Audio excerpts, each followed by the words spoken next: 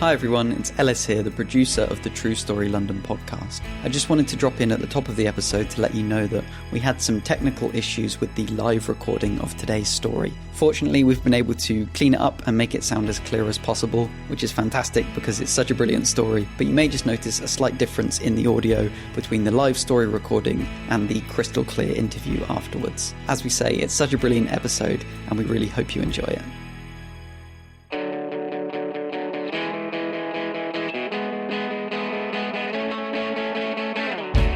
Welcome to the True Story London podcast.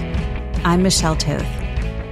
In this podcast, we listen to a true personal story told live at one of our shows in London, followed by a conversation with the storyteller about their background, process, story themes, and more.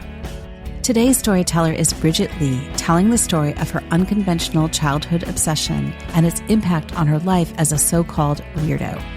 Now an experienced teacher, in our conversation afterward, Bridget provides some real insights into both the challenges she faced as an adolescent and the challenges she sees her students facing today.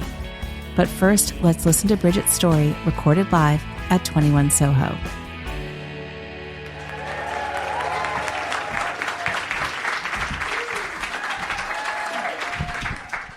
It is the winter of 1995. I'm 10 years old. And my best friend is a ghost called Buddy. Not coincidentally, this same winter, my classmates in the rural Montana school that I attend have formed an Anti-Bridget club. Now, my response is not to start wearing cool clothes like the big baggy corduroy trousers and Skechers or Vans like the other kids. No. I do not fake a crush on Jonathan Taylor Thomas, who was the heartthrob du jour. I don't start listening to Ace of Base. I do none of those things. I instead double down on my obsession with the ghost I mentioned before, the 1950s rock and roll pioneer, Buddy Holly. This might seem like an unusual thing to do in the face of an anti-Bridget club, but I decide if they hate me already, why not go hard? So I decide I could probably win over some fellow Buddy fans. My first step in this process is that I decide that the class needs to watch. We need to have a screening of the classic 1978 Gary Busey-helmed biopic, The Buddy Holly Story. Now, again, surprisingly enough, my classmates wouldn't budge. They got no votes in the, what should we watch as our class movie election. So I was undeterred and I went to our teacher, Mrs. Naring, and I said, I would like the opportunity to deliver a speech to the class in honor of the anniversary of Buddy's death, the day the music died. And now I am now a teacher. I work with children and I remain befuddled, baffled, horrified at Mrs. Naring's response because she said yes. She was like, sure. Apparently, I had already committed social suicide. I could no longer die again. It was like a double jeopardy thing. So great. So this unhinged woman sends me, 10-year-old me, and dressed all in black, head to toe. Because I was in mourning. Buddy was dead. He had been dead 34 years and it gets sadder every day. And so I'm standing in front of my class delivering this grave address to 25 completely baffled 10-year-olds who don't know why this woman is standing in front of them weeping about the plane crash that took Buddy's life. Now, shockingly enough, this did not put an end to the Anti-Bridget Club. Indeed, it only gave fuel to their fire. But my love for Buddy was not just a response to this Anti-Bridget Club. It started earlier. It was, dare I say, one of the reasons for the Anti-Bridget Club, if I'm being totally fair. I was a bit of a strange kid, kind of an eccentric. And my family had this little suitcase of cassette tapes that they carried in the car, all oldies. We loved the oldies in our family. And the first time I saw the Buddy Holly cassette tape, I was like, this is one of my people. He had the goofy hair and the big glasses. And I was like, this guy, I need to know more about this guy. So I went to the public library and I checked out the only biography of Buddy Holly. It's called Remembering Buddy. Actually, I checked it out so many times that the librarians gave it to me. And at the time, that felt like a really kind gesture. But now, as I look back on it, I think It was just like they cut out the middleman because truly no one else would ever check out this book. And they are like, this is too much paperwork. Just give her the book and get her out of our hair. But what I loved even more than Buddy's music was his story. And as an eccentric oddball of a kid, what I saw about Buddy is that he took music that had never been made before, and instead of shirking from it, he was like, well, I'll create a new genre. Why not? He was a nerdy guy with glasses who thought, why don't I make the biggest and most iconic glasses that have ever been created? So he did. He was a weirdo, and I was a weirdo, and I loved it. He was also a trailblazer in other ways, a weirdo in ways that look pretty good right now. On tours of the American South in the 1950s, he wouldn't play for segregated audiences. He wouldn't perform on tours that were segregated. He eschewed his family's wishes and became estranged in order to marry a Latina woman that they disapproved of. So as far as having a ghost as your best friend, I mean, I could have done a lot worse. Fast forward to the year 2022. I'm a grown-up, 38 years old, and the only music I have downloaded to my phone is Buddy. It's true. It's like, I have other music, but I haven't like committed it to the memory of the phone. Like Buddy has to be, you never know when you might need a little bit of Buddy. So I've met a boy and I really like him. And I'm spending the night at his flat for the first time. I'm really excited. I wake up in the morning. He's gone to make us breakfast. I'm like, oh, so swoony. And I'm texting my friends, being like, I met this guy. He's so great. And I set down the phone. And the minute I do, I hear the unmistakable first lines of the Buddy Holly song, Not Fade Away. And what I should mention is that because I've downloaded this music to my phone, like even when it's in airplane mode, this music sometimes plays spontaneously. And I'm like, oh shit, this is not romantic. I'm not ashamed of Buddy, but he's not like a seduction soundtrack. It's like on the first date, you don't totally want to go with the full Buddy Holly experience. So I'm like, I got to turn it off before this guy gets back in here. Got to turn it off. So I grab my phone, but I can't, it's not there. I'm like, every music app, it's not there. Where is it coming from? And I'm frantic. I'm like, turn it off. It's like I've Rickrolled myself, but Buddy Holly rolled myself and it won't stop. And then Not Fade Away fades away, but now it's Peggy Sue. And that song is even more embarrassing. And I swear to you, it's getting louder. I become convinced that it's the ghost. It's Ghost Buddy. And he's back and he's haunting me and he's playing his music and it won't stop and it won't stop. And my heart is pounding. And all of a sudden, in the door of the room walks this man. He's got his tea and his Bluetooth speaker. And I realize that he's playing Buddy Holly. And he says, oh, you said you were kind of obsessed with Buddy Holly as a kid. I did say that. I'd say it so much that I sometimes forget that I've said it. And what I realize in that moment is that he's also a little bit obsessed with me. Buddy Holly may have died in 1959, and that relationship didn't work out. But what will live is the feeling in that moment of the validation of growing bigger into your eccentricities, the things that make you a weirdo, of putting on those Buddy Holly glasses, real or metaphorical, and not taking them off, even when your classmates form an Anti-Bridget club. And that feeling and what Buddy gave me will not fade away.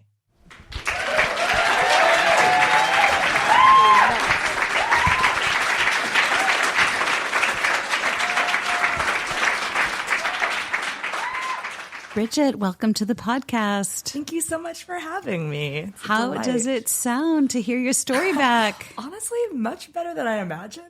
I had this imagination that it would be full of filler words and awkward pauses, but there was one. No. The story itself, it felt lovely. So it was not as cringy as I imagined it might be. It was so brilliantly told. It was so great. I've noticed that too. Like your performance of that story was quite smooth and really fun to listen to in terms of your language choices. Thank you. And so thinking about this story and everything that it brings into a potential conversation, I'm curious about a wide range of topics, but I wanted to try to start at the beginning. Okay. Back in 5th grade in Mrs. Naring's class. Yes. I was just wondering what else was going on in your life at that time. Like, what was it like being in Montana in the, I guess it was the 90s? Yeah. So my family are many, many generations of Montanans. My mom's family has a cattle ranch. My dad and his family were miners and loggers. So I grew up not on the cattle ranch, but not far away, kind of in some acreage sandwich between two other ranches. So it was pretty rural. And I went to a K through 8 school. There were 20 kids in my grade from kindergarten to the 8th grade. So the same sort of 20 kids in this rural school. And then in high school, you went into town, into the big high school, and were with all these other kids. Like 60 kids or something. No, it was big because there were all these rural communities that had these tiny rural schools all over that would all bus in to Bozeman, so you would get, I think like 500 kids in my class. It was a huge school. But growing up, I was in this little school outside of town that was, the same 20 kids. Friend was talking to me the other day about middle school crushes on kids in their class. And I was like, we didn't really have those because it would be like having a crush on your brother, Siblings, it was altogether too familial. But even, my hometown, and now it's this booming metropolis, and Beneffer got back together in Bozeman, so it's this it's like the Kardashians are always getting in car accidents on their way to a resort nearby. But in 1995, there was nary a Kardashian to be found, Bit sleepier. Yeah. Definitely. It's unrecognizable. Just thinking about going from the class of 20 to a class of 500, I'm wondering at what point in your life you started to run into other, what you call weirdos. Like, when did you start to realize you weren't alone in having eccentricities? Or did that happen early, or did that come later? I think I always knew I was a weirdo. I can tell you, even in maybe kindergarten and first grade, really little, I just did not quite fit the mold, and I knew it. I didn't understand peer pressure. And I remember they would have those little lessons where they'd come into your class and say so when someone tries to get you to do something that you don't want to do, and I was like, but why would you do it if you don't want to do it? I was so this doesn't make 1 ounce of sense to me why they have to tell us this. You just don't do what you don't want to do.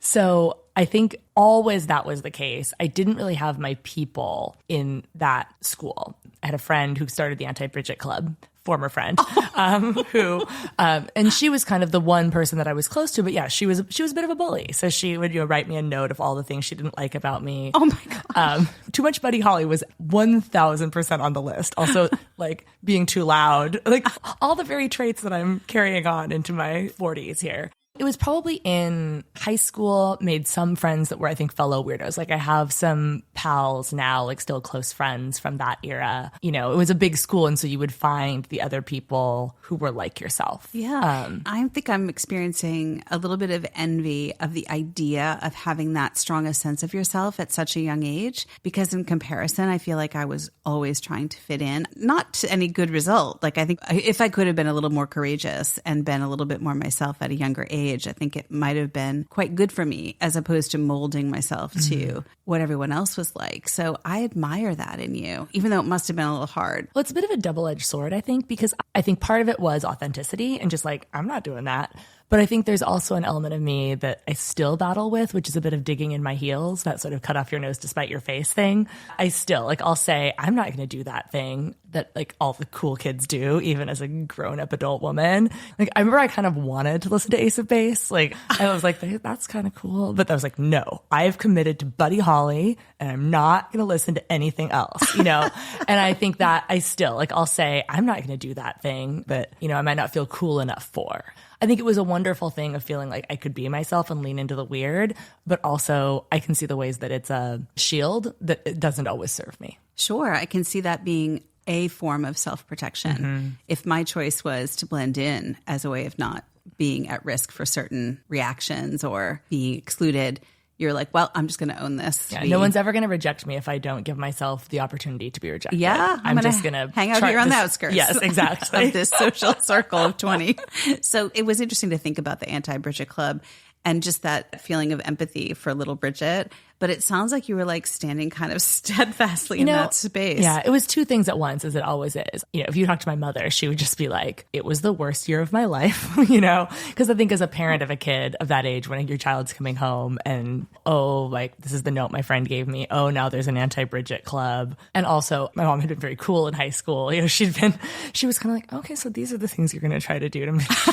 Okay. I don't know if that's the the avenue I would take in this moment. But it's always both things. It's always two things at once, where it was both really, really hard. And I think lingers in like, can you trust people kind of a thing, even as an adult. But also like, there's something in me that was that part from always when I was confused about peer pressure that wasn't going to be like, okay, well then I'm giving up these things that make me myself. Sure. And I think that it's interesting to think about you now as a teacher and what you must witness among young people. Because even just describing going home and telling your mom what was going on, and I don't mean to make this about me at all, but like as a point of contrast, I think I would have hidden that from my parents. I think I wouldn't have wanted them to know. I guess I didn't feel like I had anybody else. Like there wasn't some other route that I But see, had. even that is mature to not just like keep it entirely to yourself. Yeah. Also, like, there's a reason I'm here, like, babbling on to like 100 and something people about Buddy Holly. Like, I'm a talker. So, like, I had to tell someone. I process verbally.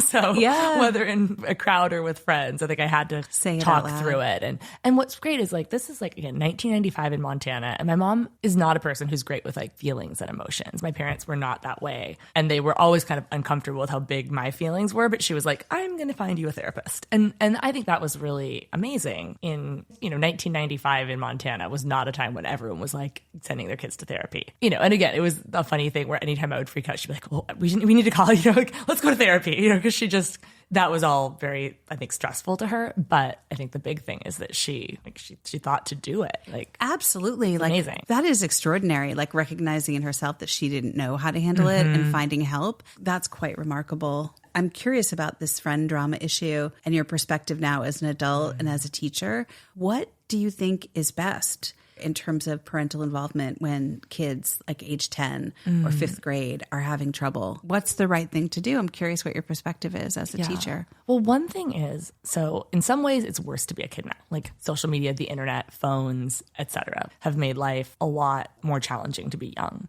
But on the other hand, I think even I've been teaching since 2011, and kids are, in my experience, and I've mostly taught middle school, American middle school, so sort of early secondary for a UK comparison. Kids are actually much more aware and kind to one another overall. Like, I don't see nearly the same level of like relational aggression and kind of bullying around just the little things that I saw even 10 plus years ago, which of course it's still there, but it's really kind of astonishing how much more open kids are to just like people looking different, being different. Like, it's really, really cool to see that shift and to watch it in real time and kind of be like, oh, last year it was like this, but this year it's a little different. I think because of changes in the way that we teach and changes in the way that like we think about identity and all of these things that have shifted kind of the way kids relate to one another in the adolescent years. But I do think like with the parent thing, from my perspective, because I was also a school assistant principal for 3 years. So you'd be dealing with a lot of that at that higher level when it escalates to a bigger thing. And I think kind of the less the parents are involved in the circus of it, like be there to support your child, listen to your child. If you're like, this doesn't feel good, this feels like there's something unsafe, reach out to the school, talk to the counselors and the administrators at the school, like what my mom did, making sure that I had access to like mental health support. But I think what we would see is that when parents start getting involved with one another, their intentions are so good and they just desperately want to help their children, but it typically would escalate things rather than de-escalate them, because it's an adult problem too. And kids inherently want to please their parents. And so now they're feeling torn because they, there's another pressure kind of put on them, even though it's not overt. I think they're feeling that as like, oh, my mom really wants this to happen. And now she's talking to this person's parents and these families are all involved. And, that's making the assumption that everyone's intentions are good, because sometimes you get some wild stuff with these families where you're like, this is bananas.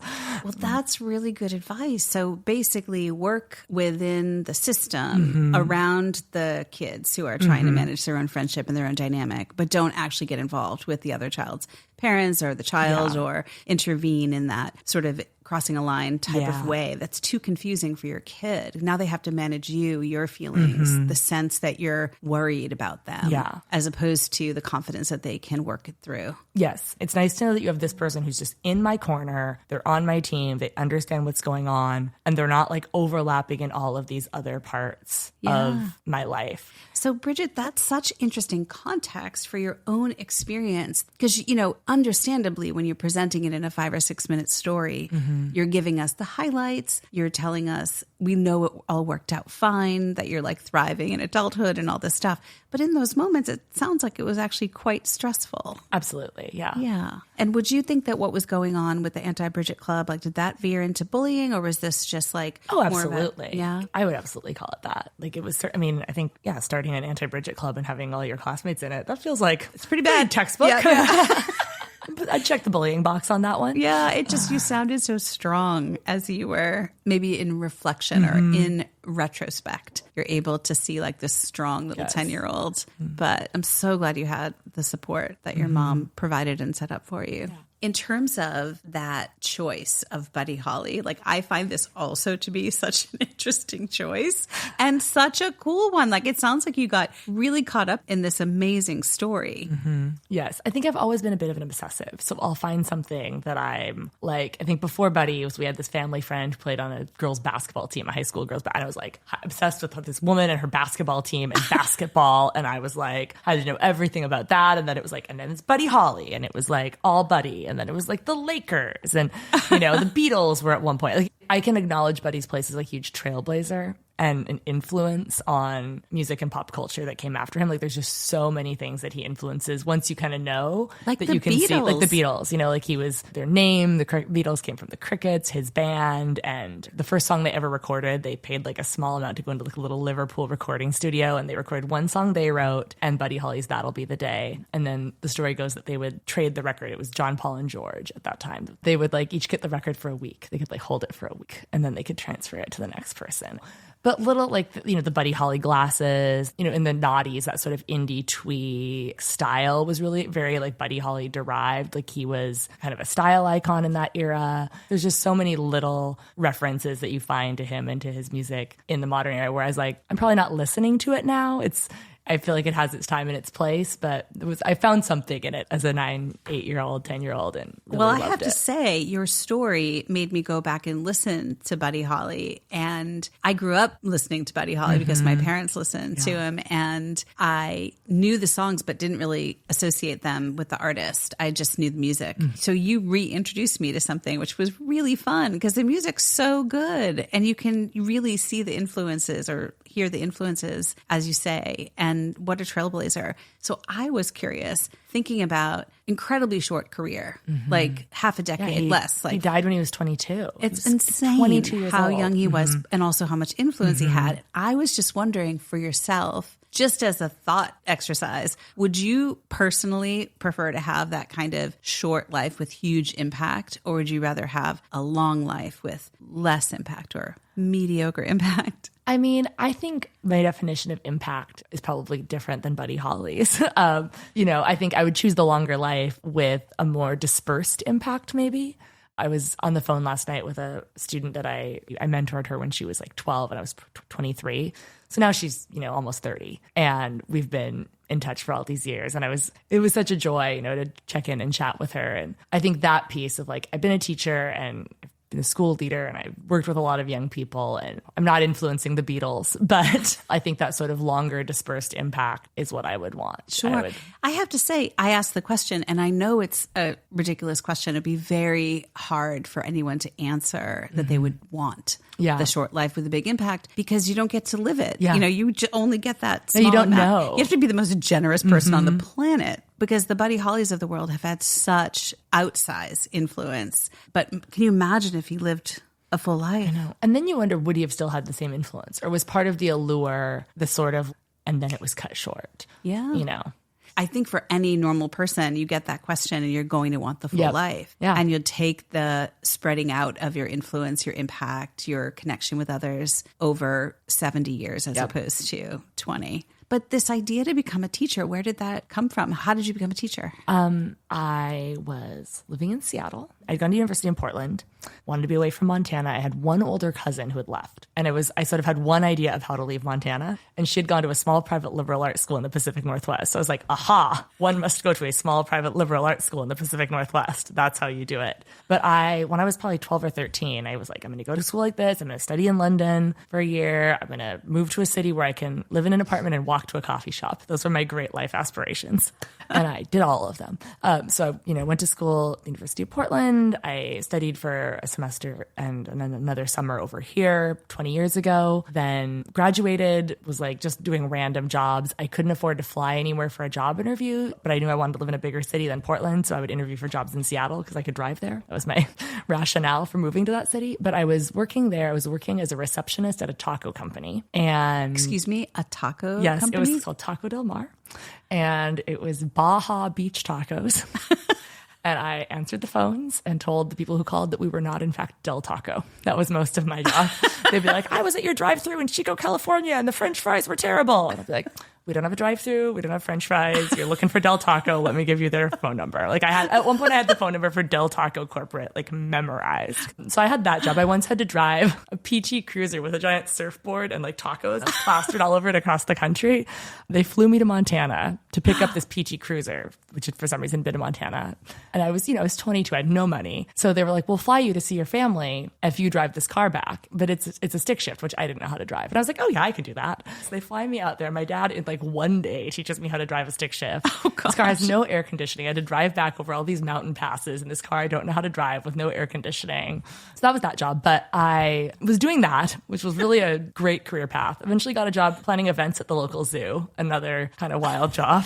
So I was a zoo event planner. But the zoo job was great because I could actually leave a little bit early from planning the Jungle Party and Zoo Tunes concert series and all these things to go and volunteer. And I started volunteering an after school tutoring program in my neighborhood. And it was for refugee students in public housing in Seattle. And I met these two kids, Musla and Zemzem, and they were 12 and I just loved them. And I was also really disappointed in kind of what their schooling experience was. And so I was like, I could do this better, which is the sort of thing you think when you've never done something, but then ended up going back doing a master's and teaching. I taught for 9 years in high poverty schools in South Seattle. I was a school assistant principal for 3 years, kind of through the pandemic, and then moved over here. So yeah. Wow. So you just fell in love with it. Then how did you make your way to London? So I've always wanted, when I was here 20 years ago, I wanted, you travel places and you always like, could I live here? And the minute I arrived here in the summer of 2003, I was like, this is home. It just feels like home. I had the same feeling when I started spending time in London. I was like, I just felt called to be here. Yeah. It was like, this is home. I can find my journals from that summer. And it was like, I have to find a way to live here. This is home. So then, 17 years passed or more than that. It's a long time passes and there's no visa calling my name. And I got involved in my teaching career and my life was in Seattle. But I never wanted to be there. I was always like, I have to get out of here. I want to get to London. And so about 5 years ago, I started applying for jobs at one of the international schools here that sponsors visas. And next year I'm going to be teaching at my dream school and I'm going to have a visa and I'm going to be living here. So hopefully long term. Amazing. So yeah, came over on a bit of a wing and a prayer that would work out. And It did. And lots of us do. Lots of us just decide London's it. I'm going to find my way there. And it sounds like this has been true for you for decades. Yeah, absolutely. It seems like your skill set and your willingness to work with underserved populations, is that still that's what true? I've done. That's not what as you might imagine, those schools are not forking over the money to sponsor a visa. Of course. But one thing I've learned, in subbing this year and doing other work is kids are kids. I was sort of like, oh, it's so different. And it's like, no, it's not. An adolescent is kind of an adolescent wherever they are in the globe, kind of whatever their socioeconomic situation is. And so I'm excited to just do this different thing. I spent 13 years in high poverty schools, which is 13 years more than most people spend. So I'm okay with kind of doing this new journey that is a little bit different. And I'm volunteering some different programs where I work with kids in other situations. So I'm still keeping my foot in that. Do you have any advice or thoughts for children or teenagers, middle schoolers who might be dealing with feeling like an outsider? Do you have any thoughts about what might be helpful to a kid that had unconventional interests or felt a little weird? Advice is always hard because I think you're coming from your own experience. But I do think that the most interesting people, I have a little theory, which is that we're all sort of internally 12 years old. And it's, brain development. 12 is the biggest year for brain development after the age of 2. And it's when we go from concrete to abstract thought for most people. I mean, this is not universal, but it's such an incredible year for moving towards being able to be analytical. You start to understand sarcasm and irony. You start to have the ability to have a lot more metacognition. And so it's this huge year. And I think a lot of us, our identity, like our adult identity even, is really rooted in who we were at 12. And if you talk to people, I would love to have this podcast of tell me about your 12-year-old self and how this impacts your adult self, right? What a good idea. Because it's so influential. And so I think for students and young people who are a bit of a weirdo, a bit of an oddball, kind of an iconoclast in an eccentric way, that feels bad when you're 12. But thinking of that as an investment, that's it makes you so much more interesting. And it's the seeds and the roots of your adult personality and the empathy that you will have in the world and the ability to engage with people who are different from you and to exist, I think, as an adult. I think there's something that it prepares you really well for, just to stand in your weirdness as a young person and own it. Even when it is uncomfortable, you become the most interesting adult in the room. And you're also taking a risk, and it's muscle memory, it's muscle memory for risk taking for the rest of your life. But I think that the people that I know who've been oddballs as adolescents are the most interesting adults, and they're also the adults who are the most willing to take a chance. I love that message. That's so great. That's such a helpful reframe of a time in our lives that's challenging for so many. Mm-hmm. So thanks for that. Yeah. I have a question for you about storytelling. Okay. And just what drew you to wanting to share this story and stories in general? I mean, I started doing public speaking really the Buddy Holly, actually. If I'm really thinking about it, the first time I ever gave a speech was that. It's in the story, yeah. It was February 3rd, 1995, the day the music died. But I've always felt really comfortable speaking in front of people, sometimes more comfortable than in a smaller setting, I think. Somehow there's a safety to that. So I did speech competitions in middle school, competing in the local declamation contest. And then I was on the speech and debate team in high school and college. I competed in impromptu speaking. So they would give you a topic. Sometimes it would be a fortune out of a fortune cookie or a horoscope or a headline. And you would have 5 minutes to create a 3-minute speech and then give it. And so that's kind of what I did with the Buddy thing. So as I moved here and I was wanting to try on some forms of creativity, I'm in a new place. There's things like True Story don't exist in Seattle, Washington. And so it was exciting. As I was getting ready to move, I just kind of Googled storytelling opportunities London, and this came up. And friends had always been encouraging me to do it. They're like, you're the best storyteller. You should do it. So I was sitting not far from the pub where we had the draft night being what story could I tell? And I texted a friend of mine and she was like, you could talk about your obsession with Buddy Holly. And I was like, oh, I guess I could. So it was very impromptu. It was I thought of it as I walked to the draft night to tell that story. Well, I really hope that you tell more and develop more stories, because I agree with your friend. You're super gifted, wonderful storyteller. It's been really fun to talk to you today about all of it. Well, thank you so much. I've had such a fun time, and I'm excited to find another story to share. Well, when you are ready, we will be here. Excellent. Thanks, Bridget. Thank you so much, Michelle. Thanks for listening. For more information about today's storyteller and conversation, check out the show notes. The True Story London podcast is hosted by me, Michelle Toth. Our producer is Ellis Ballard. Our theme music is by Sea Noise. Live recordings were provided by Laughing Around and recorded at 21 Soho. More information about our live shows and workshops can be found at truestorylondon.com. And just one more thing. If you haven't already, please subscribe or follow and rate us on your favorite podcast platform. It really does help us to reach more people.